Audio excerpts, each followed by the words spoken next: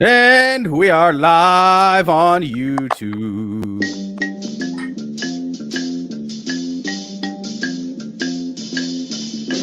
The Love Gurus podcast is starting now. The Love Gurus are comics that bring comedic wisdom to the savages asking bizarre relationship questions on the internet. Your hosts are Suzanne Leah Shepherd and Jake Vevera. I am the Love Gurus' pet robot Cassandra. I love you.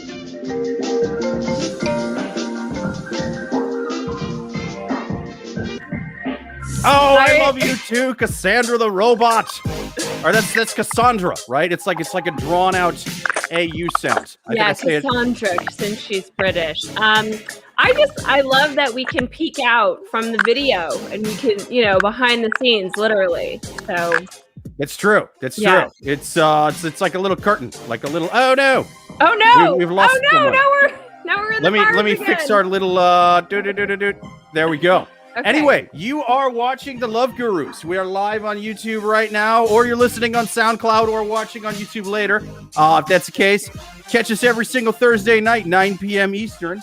I guess that would be, 6 p.m. Pacific, or in between those two times, if you live in some other place in between there.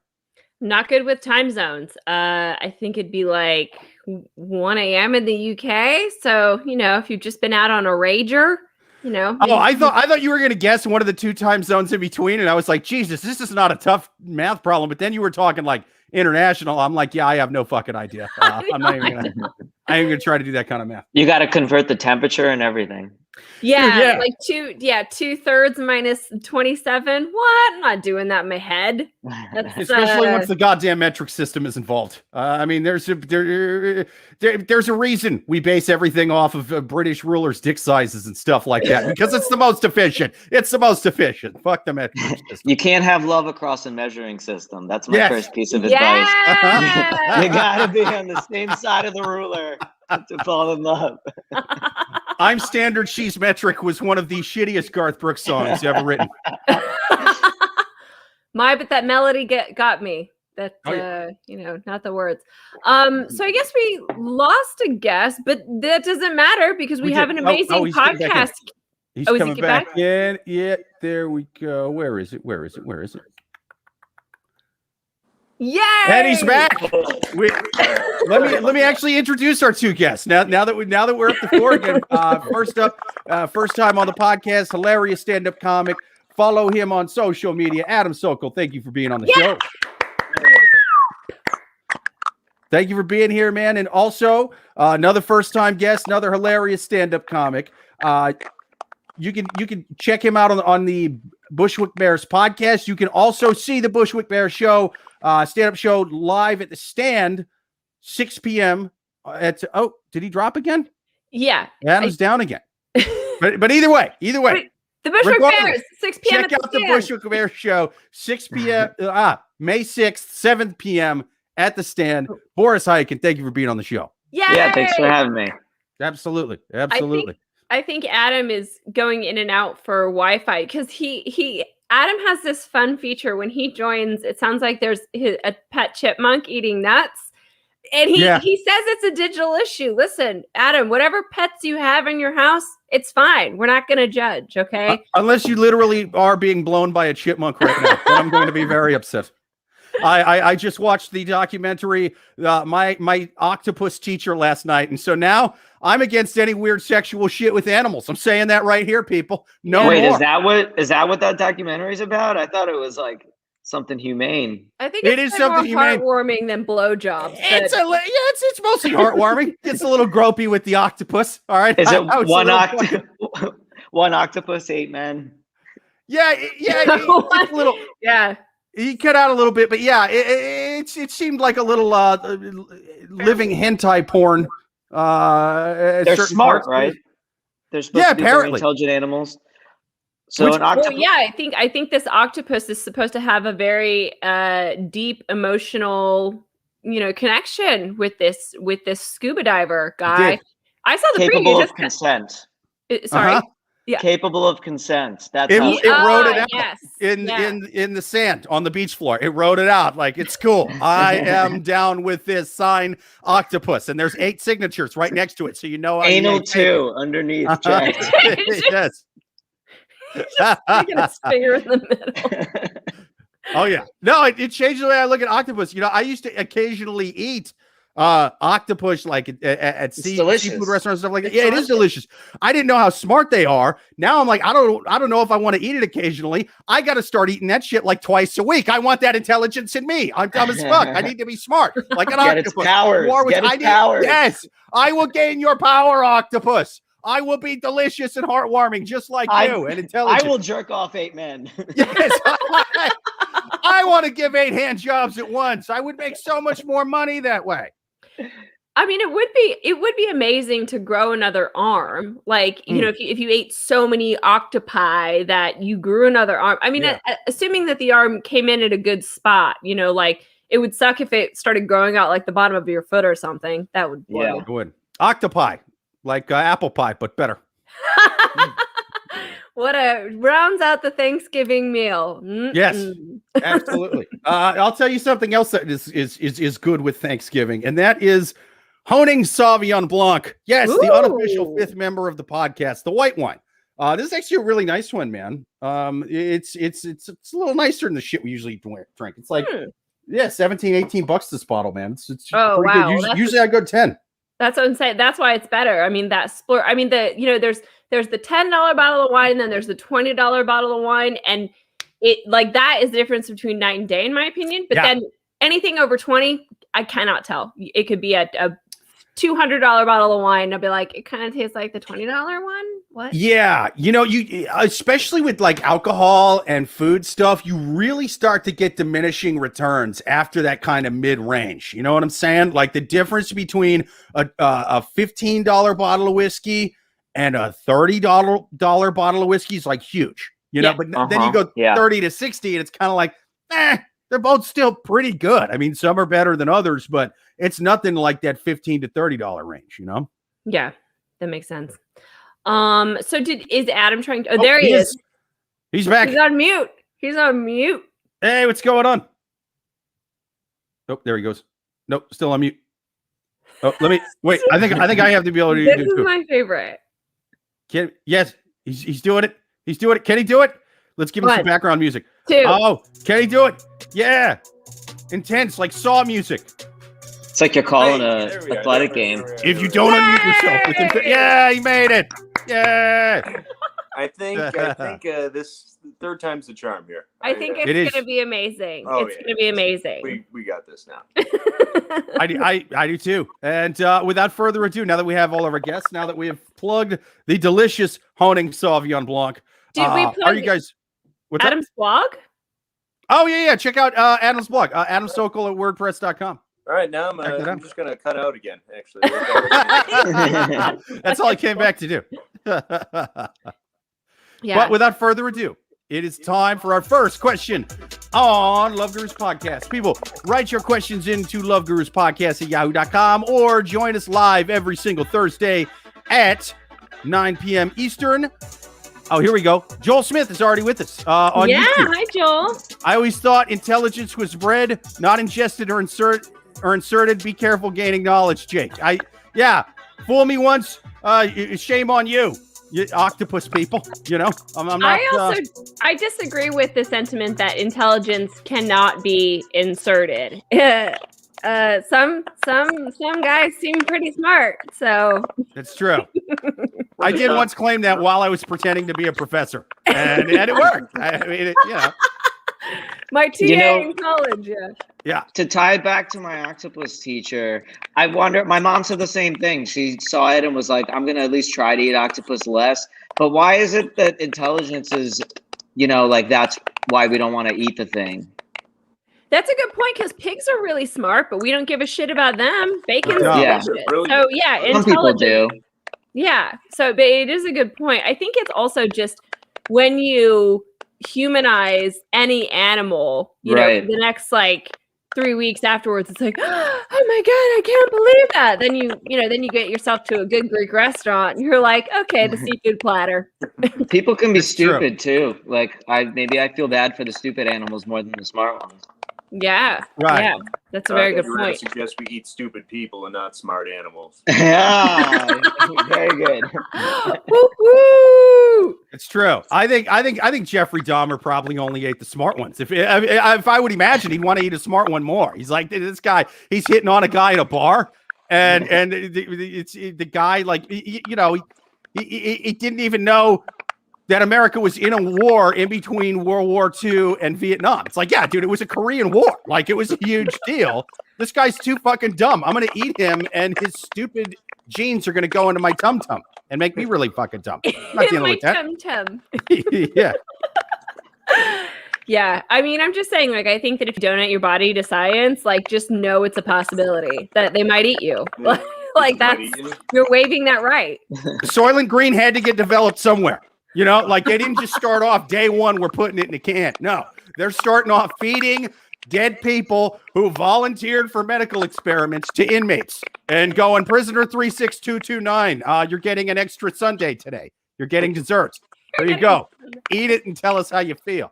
Oh, yeah. Amazing. It's the same way they tested the Johnson & Johnson, and those inmates lied, which is why we got The vaccine is people. The vaccine is people. Johnson & Johnson is made of people. Dibs on tweeting it, guys. Dibs on tweeting it. Totally. That's going to get taken down for disinfo, for sure.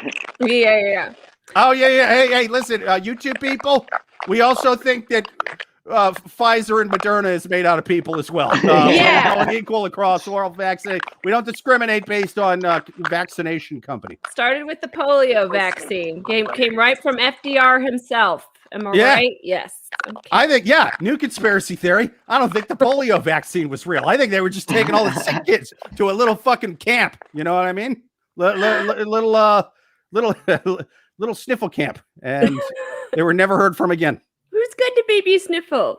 I'm sorry, but I do find this whole, like, Adam having his chipmunk thing hilarious. But I think we just need to get on with the podcast, because otherwise, Adam, otherwise we're never gonna get through it.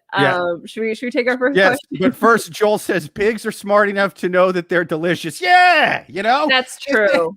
If they didn't want to be eaten, why did they wear such delicious skin? That's what I want. Yeah.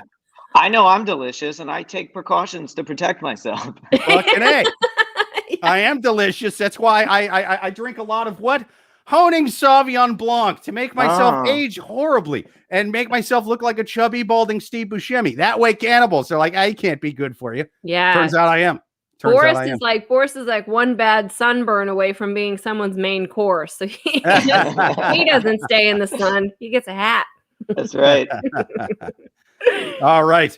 First question on the Love Gurus podcast. People write them into loveguruspodcast@yahoo.com. We're going to take one from the wild animals on Yahoo Answers. First question. Having a phone call prior to a date? I recently went on a date with a guy, and he asked for a phone call prior to our face-to-face date. Although I wouldn't want to see him again, he was more of what I'm looking for than the usual date I end up on. Great communication skills, engaging to speak with. I also found that this was reflected in the initial call we had. After reflecting on this, I thought, it seems like a good way to screen dates before I actually go on them. I've had many failed dates, and they were witty and entertaining as texters, but not fun in person. I typically ended up having to lead the conversation. I'm wondering if anyone routinely likes to have a phone call prior to an initial meeting. Has it worked for you in general? Is it something you recommend? I can only think of a couple of times at most where I've actually had a phone conversation with someone before a date, and I feel like it's blowing your load early, don't you? Yeah, I agree. Yeah, because I've got about an hour of good first date chat. And so if I talk to you on the phone for 20 minutes before, like, we're only getting coffee. We can't do food. Like, I like doing it with a purpose. Like maybe if it's like, okay, let's figure out a place to go. Can I call you and we'll talk about what's near us or in your neighborhood or something? It might be like an efficient, and then you're talking, but you're not like making shit up just to justify this extra phone call you've added as a step. Oh, that's a very interesting point. Having some sort of like logistical issue to work out, because that also is kind of telling if they're just like a moron and are like, I don't know, like I like our Right. like, yeah. Yeah, you got to know, are they going to be able to meet up with you with basic directions? You know, are they going to ask too many goddamn questions about how to get to the restaurant that it's like, I don't want somebody who gets lost. That's a fucking pain in the ass to deal with. Also, and this is going to make me sound very shallow, but especially given the sound of my voice, but if some dude, I've been on a few dates where the guy has like a very, very high pitched voice, and it's such a turn off for me. Like, so if they have, I was a heavyweight champion of the world in the 90s, and that bitch was lying. She was lying. Hi, Suzanne. I'm so excited for our date. I'm like, like I can't date you. But maybe if you met in person. Now you hear me in person. But maybe if you met in person and they're hot, you'd forgive it. But on the phone, they're just handicapped to their voice. Let's be honest. I've never matched with someone who's like smoking hot. You know what I mean? It's like there's not even with a high voice. Yeah, I don't know. Maybe. But yeah, it's if someone has like a really just high voice, and it's always sometimes it surprises you too, because sometimes even like guys who are like, you know, they're like big dudes. Yeah. They'll be like, hello, I'm a boxer. How are you? Right. And I can't do that. So a phone call would eliminate that hurdle. But I guess like, Boris, on long watches on the beach. I like candlelit dinners, and I like eating Lennox Lewis's kids. Those kids made me smarter after I eat them. Oh my God. Yeah. I mean, Mike is out there eating that's why he ate, that's why he ate his ear. Cause he was like, well, let's just try it. Yeah. Mike did eat a guy's ear. That's what I thought you were talking about. What are you talking about? Oh, no. Children? Like Mike Tyson bit that guy's ear off. And by the way, I heard afterwards, Mike Tyson's hearing improved. Uh-huh. Yeah, he fights crimes now. You know, he's like a superhero. Yeah. He just stands in the street and points the cops which direction to go. Mike, smell the shirt. Get it. That's which way they went, Mike. I can hear their screams still resonating in the fabric. 100%.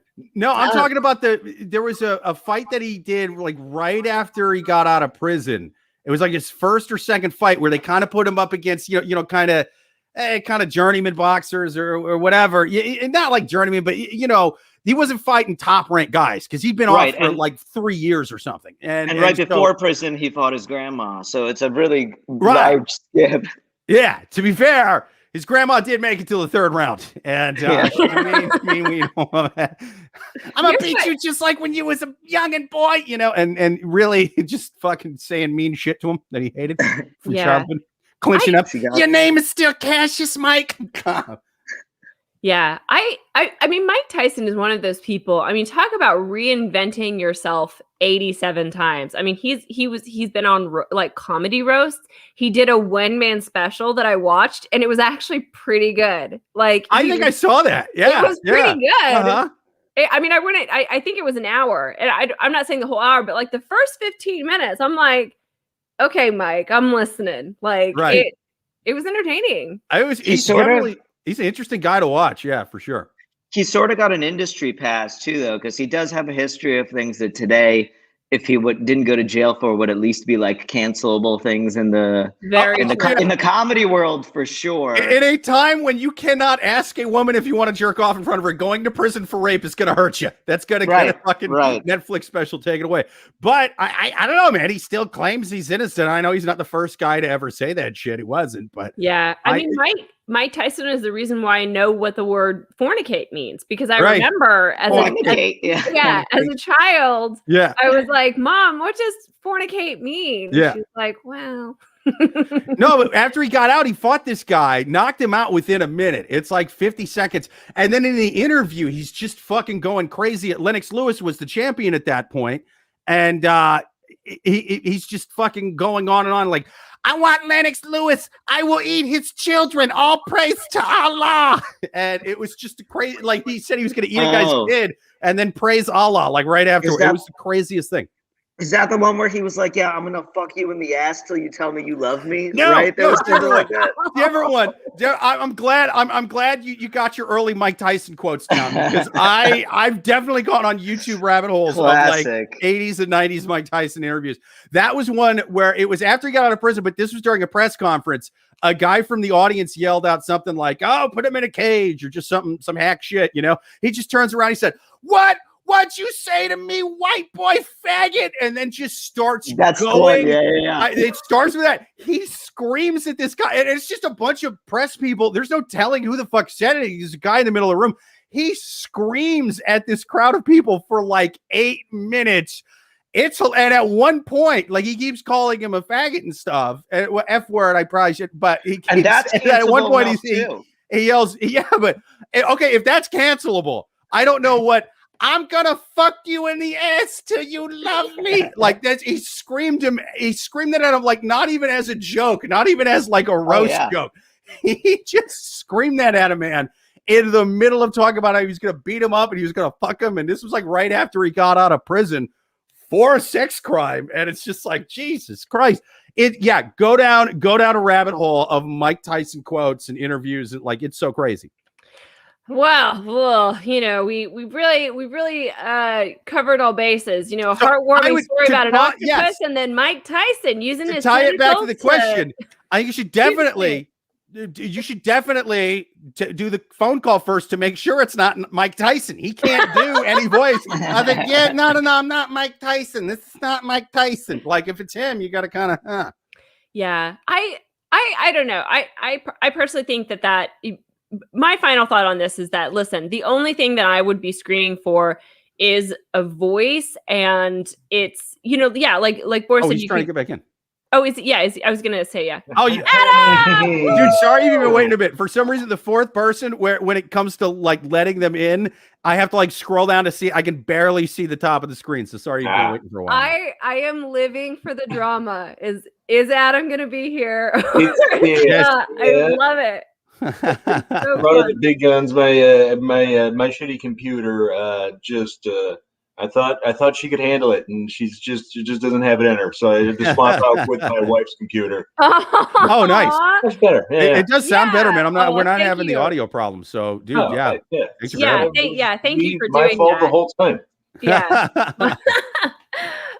So okay, Adam, in case you missed the question. So the question is basically, so this girl's saying that she had a phone call with someone before a first date, and she's wondering if, and she was saying that the first date, she thinks it went better, like communication wise, because they had this phone call. So now she's wondering, should she instill this as a regular practice of having a phone call with a guy before she goes on a date with him? How do you feel about a phone call before a first date?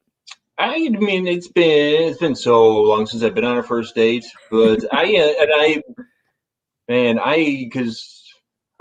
I'm not a rule I would do because I just hate the phone. But if he wants to like feel out a little bit of chemistry, that seems like a great rule. You can weed out some of the awkward folks who just can't handle the phone, like myself. I would get weeded right out.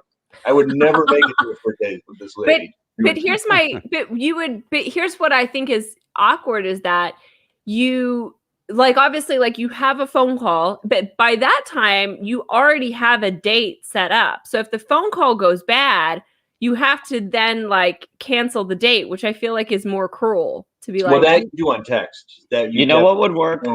Yeah. You know what would work better than a phone call is you both work out and then mail the shirt afterwards to each other and smell it. A little ceremony.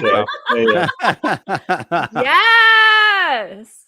That's a big one. To the post office. You could weed out like a significant portion of the population that's just like, nope, this ain't gonna work. There's something in there that's not happening. Yeah, that's a really good point. What does he smell like? Because also something that could be weeded out before. I mean, But Deanna on YouTube asks, do people still make phone calls? I don't know. This could be a fucking time traveler. They could have driven a DeLorean 88 miles an hour and wasted their time travel on the shittiest Back to the Future sequel just to ask us this question. So I guess we got to answer it well. But yeah, apparently this person does. If they're not, I think people every once in a while, you gotta check in, see what their voice sounds like. I call my dad, but I mean like once every 2 months. The only time I ever call people outside of that is for work. But like for personal reasons, I don't call anyone. Yeah. But maybe that says more about how many people love me than about the phone. Yeah, I think I only talked to my waiting parents. for it to ring, and you would answer it. Just if only someone would call. Yeah, no one picks up. That's why I don't have a phone call ever. But yeah, I don't know. I mean, I think that this, I don't know. I mean, she could try it certainly, but yeah, going along this old school path of having a phone call before, I don't know, just seems like a waste of time. Just plan a short date. What about you guys? What final advice do you have for this person? I think it's obviously important to her, or else she wouldn't have done it the first time and wouldn't have asked the question. So I think she's answered her own question. It's something she's going to want, so she should keep on doing it. I think she's wrong, and I think she's fine to try it and keep going. And I bet she'll have some awful dates after a phone call and realize that's not actually a correlating thing. Yeah. You got to listen to the crazies will find their way in. Yeah. I mean, this is a tough one for me to answer because the only internet dating sites I used to use were the ones on the dark web where you would just meet up above a seedy jewelry store in Midtown wearing only a blindfold. So, I mean, there wasn't a lot of talking involved, honestly, even in person. That said, I think what we were saying at the beginning is the move. If you talk too much on the phone, this is why I never liked the dating sites, is because even texting, there's too much talking to where like I'm using up all of my small talk points. I talked to one person on the phone, and that's the hostage negotiator. Yeah. Somebody better be fucking dead if I'm on the phone. Like, no, I don't get on the phone for nobody. I'm technically still a millennial, despite the fact that I'm aging poorly. I was born in '83. I'm a millennial. I only talk on the phone in during a crisis. Absolutely. Yeah.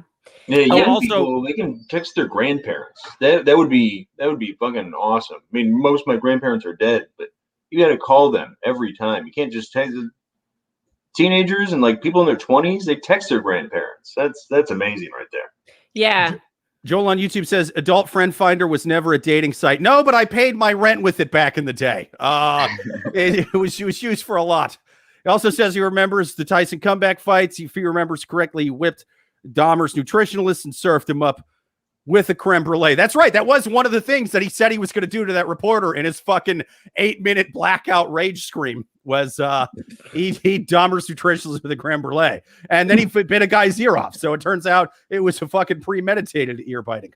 HBO will air anything. Am I right? Oh yeah. Yes. They don't care. Oh yeah, dude. I Mike Tyson interviews were better than any stand-up comedy special from the 90s. They were amazing. I fucking love those things. Yeah, we have George Carlin or Mike Tyson ripping someone's ear off. Mike Tyson in a blind rage screaming at a camera. It's fucking amazing. It's amazing. Well, you know what else is amazing? The fact that we answered that question so good. I think we're ready for our next question. Oh, that's right. Next question on Love Gurus podcast. People, we need your questions. So tune in every single Thursday, 9 p.m. Ask them in the chats on YouTube or write them to loveguruspodcast@yahoo.com. We're going to take one more from the crazy, wild maniacs on Yahoo Answers. Next question. Women, do you expect to be told early on what size penis the man has so that you don't end up awkward, laughing, or disappointed later? What? I want a blueprint of your pussy before our date. What is that? Most of the other men that struggle with their size said that they prefer to tell a woman beforehand because 99% of the time it ends up being a disappointment anyway. And in certain cases, the woman laughs. What's your opinion?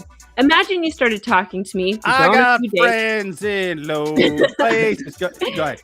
We like each other. Things escalate, and the next thing you see my size, which is far below even average because I'm quite tall, 6'3".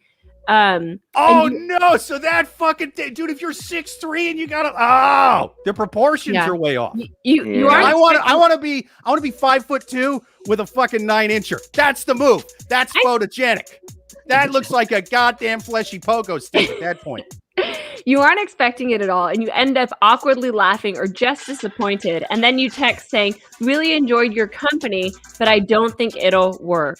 What's the appropriate way to tell a woman that I'm small? End of the first date? Start of the second? I mean, this is awkward because, okay, personally, I don't think it is all about, wang size. I think that there's a lot more that goes into it. That being said, like width, if it's like a legit like micro penis, I do kind of think that needs to be a conversation before it comes out. Like just because, so it's, you're not, So it's not the opposite of the elephant. Do you see what I'm doing with my hands? You're fluffing it for best presentation. Yeah. Tim on YouTube says, I don't know what I would do. Get good with my hands and tongue. Yeah, I mean, I guess. Dirty 10 says, right after you say hello, let her know right. Yeah. I like candlelit dinners, long walks on the beach, and now, guys, here's the big I like problem. the scissor. This is why I put it on my business cards.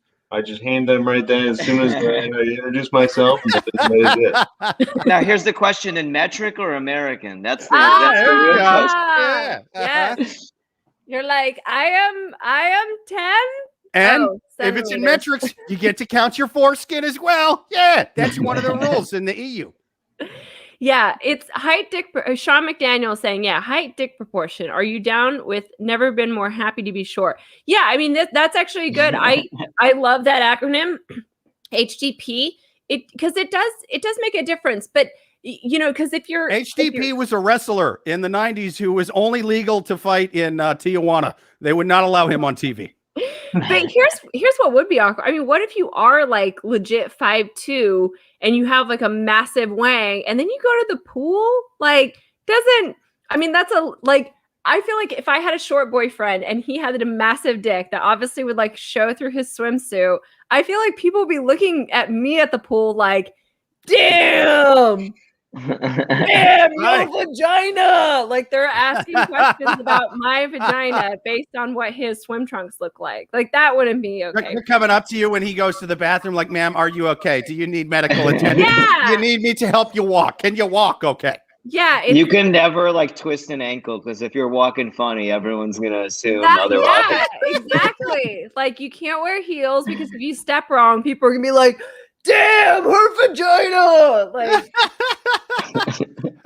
you've been veiny jackhammered and you need assistance. Yeah. Here's a bad thing. Whereas like if the HDP is right, people aren't asking that question. But I do feel bad for guys in general because obviously it's something that's so important, but you can't help.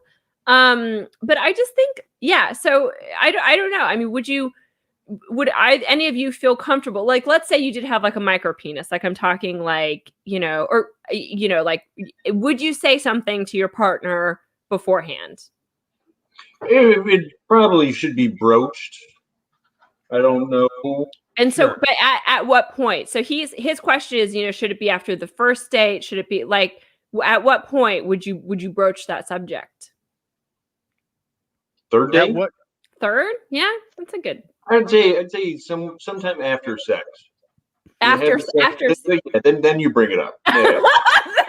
After sex. Just see if she says something. By the way. By the way, it's kind of on the smaller side. I know you thought nothing happened just now, but it did, and I came. Now you got two problems. Yeah. Joel on YouTube says, Suzanne, can you give a definition of micro, please, asking for a friend. It's a medical. It's like a medical term, and it basically is. It's like it looks like if they have a bush, it just looks like a bushy vagina. Like there's nothing like protruding, basically. So it looks like Buffalo Bill from Silence of the Lambs doing a little happy dance to Goodbye Horses. It looks like it looks like it's tucked, but it's not. Wow. It's and so I mean it's definitely like unfortunate. My brother has said that there was someone that we went to high school with that totally had one. I won't name names, but like he brought this story up probably 20 years after he graduated high school, and like I mean it's just so that's how impactful it was. Wow. What got him on this story? Was it at Thanksgiving? Well, did your grandma take it? Now here's the wishbones. It's 2 little bones. Try to put them in your hand and pull them apart. And your brother was like, "Oh, this brings back memories." Bones, you say? The reason why it stuck out is because we were kind of we had obviously like been drinking, so like my brothers and I were kind of drunk, but we were just chit-chatting about high school things, about like hometown, you had to be there kind of stories. And this story came out of the blue. And he told it in a way that you could tell he'd been keeping it in for years. And he'd been wanting to share this with other people. He needed to tell someone about it. And he was drunk enough where it came out. And we were like, I'll never forget about it. I'm still friends with this guy on Facebook. So when I see him post on Facebook, I'm always like, I wonder if what my brother told me is true. I'm picturing this in a movie. I'm picturing you and your brother drunk in a bar. Randy Newman's song "Short People Got No Reason to Live" is just playing in the background, and he's just like, "You gotta hear about Gary," and then it just comes spilling out. Tim on YouTube says Jason Statham plays a guy with a small one in London. He vents to the main character about it in a bathroom. Jennifer Bale is London. Yeah, I mean, I think this should probably be I think that's just more a testament to how Jason Statham can make anything fucking macho, even his micro penis, right? He can come out. You know what I mean? He shoots some guy in an action movie. He turns around to a lady at a bar. I'm Jason Statham. I got a micro penis. You all right with that? And she's like, he's great. Yes, I love your micro penis, Jason Statham. And then he sweeps her up and he's like, it's time for one of us to get micro brewed, and then he whisks her out the door. And that's it. He's good representation for the community. Yeah. Yeah. What Bruce Willis child. Yeah, what Bruce Willis did for bald guys in the 80s and 90s. Yeah. Jason Statham, Bruce Willis was like, oh, he's carrying the torch for bald guys. And Jason Statham was like, no, not really. I'm taking it about 16 steps further. How big is your Johnson? And Bruce Willis was like, pretty big. He's like, mine's little, and I'll still steal your lady. Yeah. Yeah. I mean, yeah. So, I mean, it's obviously something that is so nerve-wracking. But I mean, but also it's something that like everyone has something about their body that they don't like. I mean, to varying degrees. So it's just something he's just got to be confident about it, because if he's like confident, if he's Jason Statham-ish, in the bedroom, like she's not going to care as much. So if he has that confidence and swagger, have you ever scissored with a man before? What about a really hot bald one with a 6-pack? Yeah. So I think that's great advice. He just needs to be Jason Statham, and it doesn't matter if he tells her, if he just shows her, if he is like that fucking hot macho, guy. Uh-huh. I wonder if this is defamatory against Jason Statham and his penis. We're going to see if Jason Statham is going to be on Instagram Live. I would like you to know I do not have a micro penis. I've been told it is almost average. So next week's show is just him kicking the shit out of all of us. He's gonna do a barrel roll through the window and back of me and just beat the living shit out of me. It kind of either that. I mean, I think a more tame option is that we get a dick pic from Jason Statham. Also key. It needs to have the face in today's newspaper. Yeah. He's going to assault me right here on the Love Gurus podcast. And now, just like Mike Tyson in the 90s, I'm going to fuck you till you love me, and then boom, right here on the podcast. Oh, amazing. Well, great. I think we answered that question. Should we talk about our wine? I think so too. Let's hear from our somewhat kind of sponsors. People, do you need a nice, refreshing Sauvignon Blanc? You can't do better than Honing Wine. In 1980, we made our first vintage of Honing Sauvignon Blanc in honor of our grandfather, Louis Honing, who had recently passed away. When Louis purchased our Rutherford vineyard, he dreamed of sharing wine with family, friends, and community. All allegations against our grandfather Louis are false. Today, not say that. Today, our flagship wine. All right. Today, our flagship wine can be found around the world, and our grandfather's dream lives on. Join us as we celebrate the past 40 years and toast the years to come. 16 was legal back in Simona country during the 20s. Okay, Honing Sauvignon Blanc, get you some.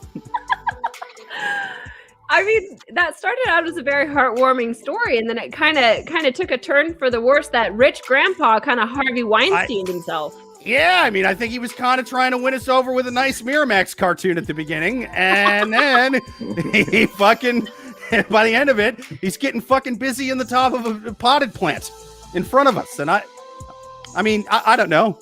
I'm sure he's a nice guy. I will say this about it. It's goddamn delicious. Nice, medium-bodied, citrusy, crisp one with a nice, smooth finish. I think his intern was lying. Anyway, let's take more questions from the wild animals on Yahoo Answers. People, write us your questions at loveguruspodcast@yahoo.com, or give us the questions in the chat here on YouTube. Like Joel on YouTube says, Grandfather Louis had a micro dick. No, he didn't. It said it was 7 inches on the back of here. It said he had a nice one. They modeled the bottle after it. Yeah, we modeled it after our grandfather's massive.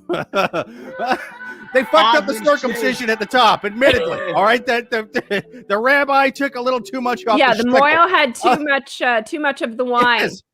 Yes. Smooth. Sean in YouTube says smooth finish like a Statham orgasm. That's right. That would be a better tagline, I think, than our grandfather didn't do it. But I don't know. Maybe if they make a nice Pinot Grigio, model it at Statham orgasm. But next question on the Love Gurus podcast from the wild animals on Yahoo Answers.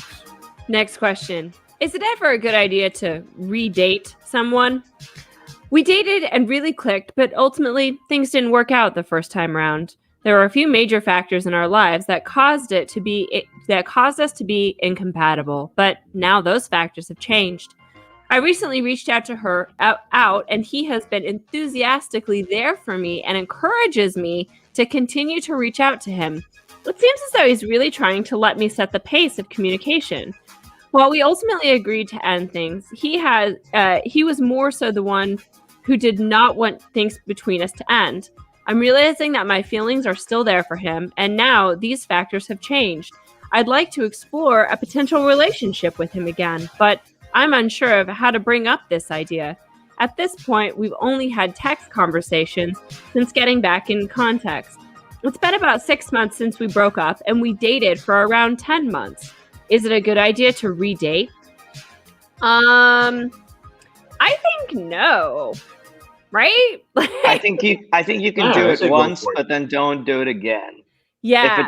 If you fail twice, then maybe try to learn from that. Yeah, don't go for 3. Don't go for 3. Yeah, I think it's a bad idea because there's also this person sounds like she or he attracts drama. And the reason why I say that is because she says that there were quote unquote major factors in their lives that caused them to break up 6 months ago. Like, yeah, I was thinking this was going to be years ago. Yeah, had you said major factors, it's been 2 years, everyone's cancer free now or whatever, that's different. But the fact that 6 months has gone by and you're like, that was just a scare. Like, and everything's fine now. Like, what's wrong with you? Right. I mean, I say stay with him. If I had to count how many weddings I've been to, where during the middle of speeches they were like, "We took that 6 months apart early on and then got back together." I mean, you know. Yeah, I feel like I have, but I can't even remember a scenario of dating someone and then getting back together with someone. And but it just is never, you look back on that. It's like, and it's very easy. Like, so you date someone for 10 months, you break up for reasons that are very valid at the time. Major reasons. Yeah. Major life-changing reasons. Then you just go on like a few bad dates and then you're like, oh, but actually, Brian was kind of a nice guy, wasn't he? Maybe I should get back in touch with, It's the pandemic. People are lonely. Don't let that fog your vision. Joel in the YouTube comments, he gave us a beautiful, beautiful quote from one of our fine ex-presidents. He said, "Redate? Fuck no. Friends, wait, no, I'm reading the wrong one. I'm reading the wrong one. Hang on. I started moving the little thing with the comments. Here we go. Fool me once, shame. Fool me once, shame on you. Fool me twice. Won't be fooled again. I won't be fooled again. Yeah. Dude, I would have done that so much better if I could have read it right the first time. I decided to get fancy and start moving a little bar up and down. Listeners, I just want to point out that Jake is actually doing this on purpose based on the conversation we had at the beginning of the podcast about eating smart things. Now he's scared. Okay. So he doesn't want to show his intelligence. He has someone show up at his house and eat his leg off.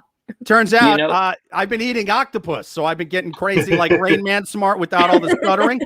I've stolen all of your IDs since the beginning of the start. Even you guys in the YouTube chats. I've bought all kinds of shit off of Amazon. I'm going crazy. I'm doing like Bernie Madoff action over here. But you're also sitting in the bathtub 18 hours a day. Fuck yeah, dude.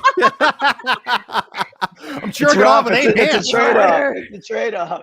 Water. Yeah, and he just inks somehow. Weird. You know what's an important trying to find small little fishes and eat them while they're still alive. Also, I'm scared of sharks for some reason, even though I'm only in the bathroom. I think an important contingency is how old you are. If this person's like 20, like fucking have at it. Try again. Who gives a shit? But if you're like 40 and and like single and whatever, like I hope you learn something in those 10 months of dating where you can figure out now if this is the person, like 6 months later, you should have moved on probably. See, I almost think the opposite. Like, I think the opposite. I think that if you're in your 20s, it's kind of like, you shouldn't settle down when you're 22. So don't go through the Rolodex, wait until you're older. But if you're like 70, date that person. Yeah. Date that person. If you're 70, go through the Rolodex. Yeah. Plan B. Rolodex because you're 70. I dated him once in my 20s. I thought he drowned on the Titanic because I wouldn't let him on the board I was staying on after the fucking thing sunk. Turns out the guy got away and he's been living with a hooker in Venezuela the whole time. And now he's alive. He's back up here. He's painting pictures of me naked again. It's amazing. Yeah, it's I mean, what a fun guy. Now that Venezuela's done what Venezuela does, he comes to America and they fall in love. That's an amazing love story, in my opinion. Dude, Titanic sequel. That Warner Brothers did not buy it from me. Fuck them. I'm making it on my own. You guys don't get any of the royalties for this one. And then they break up again for 6 months. Major life changes. He pretends to quote unquote drown again, and he's off with another hooker. Hey, drown on me once, shame on you. That's right. Third beat. Yeah. You pretend to drown once, you ain't gonna fool me again. But I also think the thing about redating someone is that it seems like a much better idea than it really is, because it's like that idea. It's like that, you get that texting chemistry going because you kind of already like know each other's personalities a bit. You know each other's sense of humor. So you can say funny things over text. But then when you actually see the person again, it's like, yeah. Hi. You start to remember why you broke up. Yeah. Because when you have the pleasantry text back and forth with an ex, you remember their best of album. You know what I'm saying? You remember the hits. Yeah. You don't remember. Everybody always thinks of the White Album as I Dig a Pony and stuff like that. They're not thinking of number 9, where they just go number 9, number 9, number 9. There was a lot of number 9 to your fucking exes. In fact, more number 9 than Hey Jude, even though I think that was off of Let It Be. But the point still stands. Okay, point still stands. You're not remembering the number nines when fucking John and Yoko were just eating acid and writing whatever the fuck kind of lyrics. And then you guys recorded it for some reason and said, let's make a double album instead of cutting this shit out of it and then making it, you know, like you just, they had a This is why you got shot. This is why. I would like to think that before that guy pulled the trigger, he's like, you never should have fucking recorded number 9. Hey! And John was like, Paul always said number 9 would be the death of me. I didn't believe him. Didn't believe him. And it was 9mm that he was referring to. Back to metric system. Ooh. Amazing. Well, Joel says, if you're 20, no, don't do it. If you're 50, grab that rope before you're at the end. Yeah, I think age, you know, I think that people's opinion based on age is going to be different. But you know, as you said, Boris, that is a big factor. It's a big factor because also the other thing about age is the older you get, like, it probably was like more likely some huge crisis. Like maybe this person lost a house, but if it's like you're in your 20s, it's probably you just had to move in with your parents again for a little bit. Like not a big deal. You went to Spain for the summer. You privileged piece of shit. Into life changes. Yeah, I got back with an ex after 6 months, and by the time I got back with her, she ended up having a micro penis. When I got back, I'm like, "What is that? This wasn't there before. What is this? What do you mean? What this?" You know, actually, okay. So I didn't date, but I did go on one date with a guy. I remember, and actually, it is a terrible idea, and the reason why was because I was so self-conscious about what I looked like for that date. So we had this date plan, and I think like it was like a week, like I had some lead time, right? And I this sounds awful, but I like fucking starved myself because I wanted to like feel skinny and like I like lost like some weight for this date. I like spent, you know, so much time getting ready, like picked out the perfect outfit. Like so yeah, it was terrible for my self-confidence. Obviously, this guy and I didn't get back together by any means. Like, so yeah, the more I think about it, do not redate. Like, you're worth more than that, even if you are crazy and have crazy life events. I did it once in my 20s. I dated a woman and then we broke up, and then I dated her again a little bit after. And when you break up with someone a second time, they get angry. They do not like that. Oh yeah. Honestly, and if they don't get angry, like they fucking suck. Like Jesus Christ. Yeah. Get your shit together. Yeah, have some kind of emotion, have a personality, care a little self-respect, god damn it. Yeah, there's some women I'm such dicks to in relationships when they're messaging me back on Facebook, and sometimes I'm just going like, what the hell happened in your life to where you even want to speak to me again? Jesus, I want to send you a goddamn therapist. I want to send you Dr. Phil in the mail going, why are you texting him back? What the hell happened to you when you were 7 to where now you're going with this creepy Jim Brewer looking guy if his mother drank in the womb? You're better than that. You need to do better. Yeah, I think that's my final advice. You can do better, and that's what we all should do. Unless you can't. Unless you can. Yeah, definitely grab that second chance. Yeah, then be grateful for anyone willing to come back and fuck you again. Yeah, I should do better, but I can't. If your life sounds like the title of a sad, sad country song, then I guess go back out with him again. But yeah. Amazing. Well, I think we answered that question. Should we do one more? Absolutely. Last question on the Love Gurus podcast. Write your questions into loveguruspodcast@yahoo.com or ask your questions live in the chat Thursday nights, 9 p.m. Eastern on YouTube. We're going to take one more question from the Wild Animals on Yahoo Answers. Is he being honest with his feelings? I'm a 28-year-old female, and I met Sam, who's a 24-year-old male, on Instagram 3 or 4 years back. It was great. I loved his company, had amazing conversations. It wasn't a regular thing because he would travel a lot and get busy with work and everything. We were going out with other people as well because it wasn't serious between us. Last year, I asked him twice if he would want to be in a relationship with me. His answer was that he was way behind in his career and that his plans weren't consistent or concrete enough to be in a relationship. Now, I've said that one before. And meanwhile, my parents were looking for a suitable groom for me, and since there was no future with him, I decided to move on and give arranged marriage a shot. I met the guy, and he was nice, and we got along well. Sam got to know about this, and he did not take it well. He said that he felt like he was being used and cut off without giving him a heads up. He blocked me and said that he wished he had never met me. 6 months later, he texted me saying that he can't stop thinking about what we had together. I told him that I felt like I wasn't important enough, so I didn't think it mattered if I moved on. He went on to say that he's never gotten over me and the level of chemistry and intimacy we once had with each other.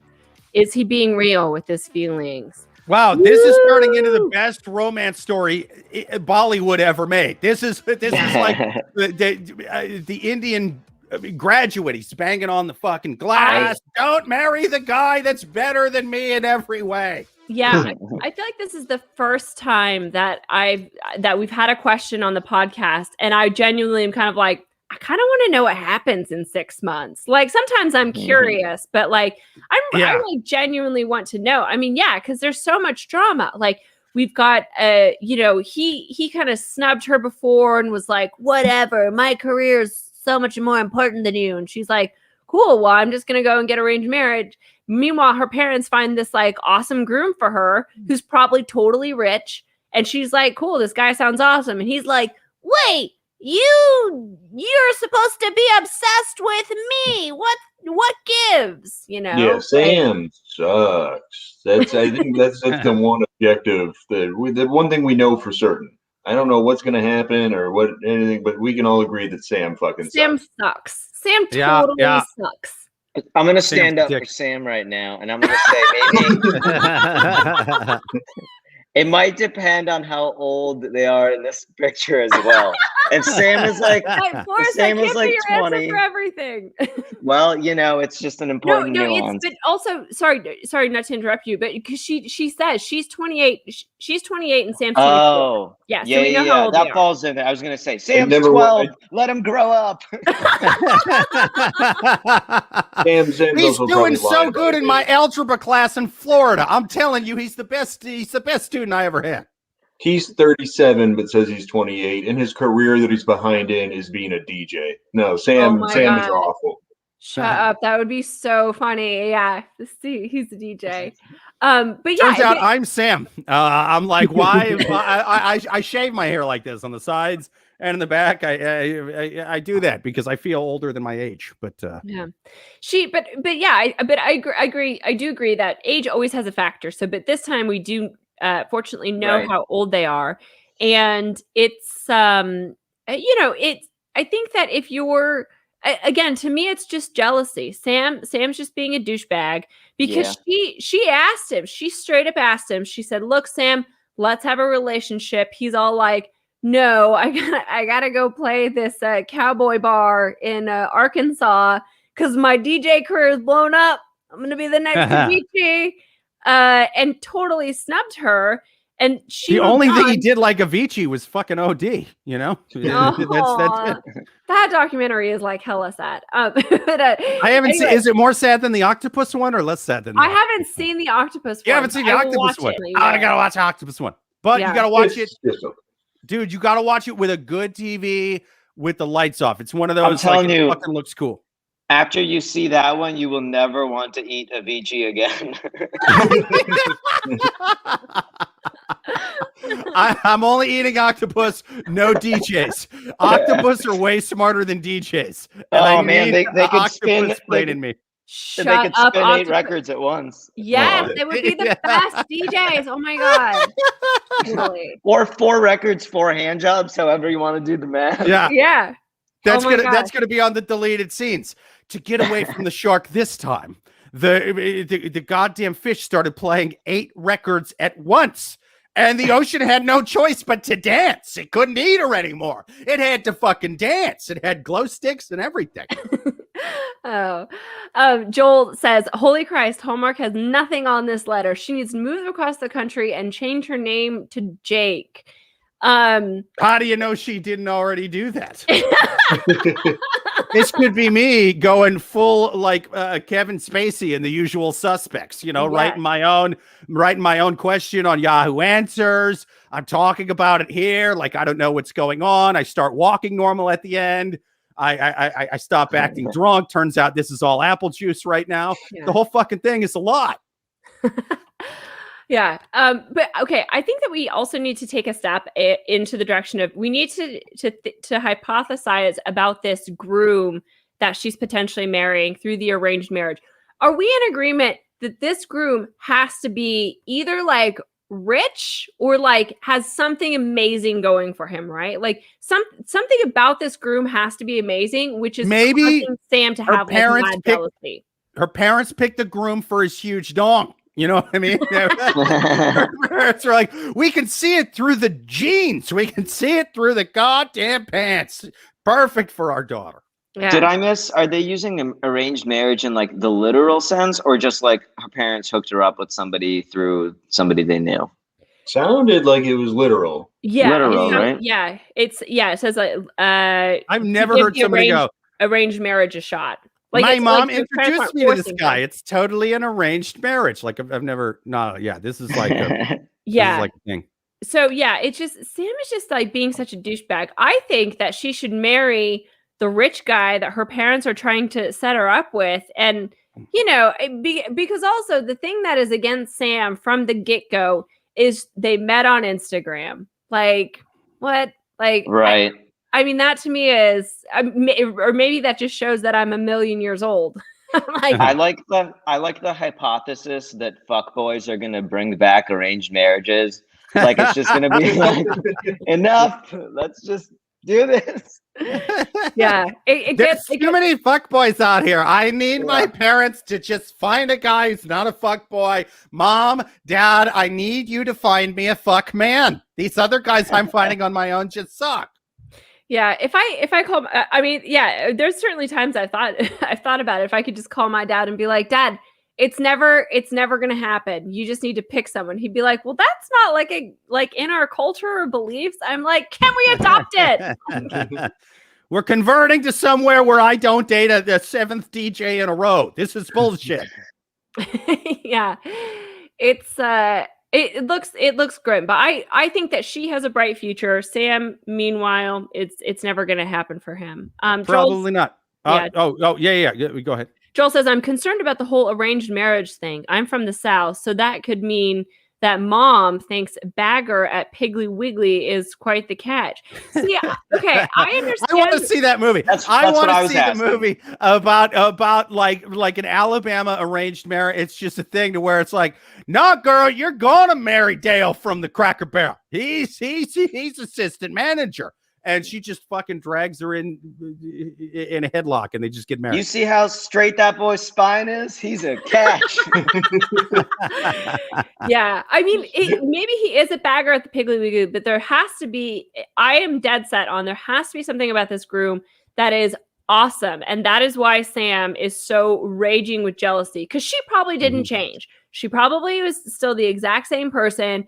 It's just that she is now not his punching bag, and Sam can't stand it because he's a jerk.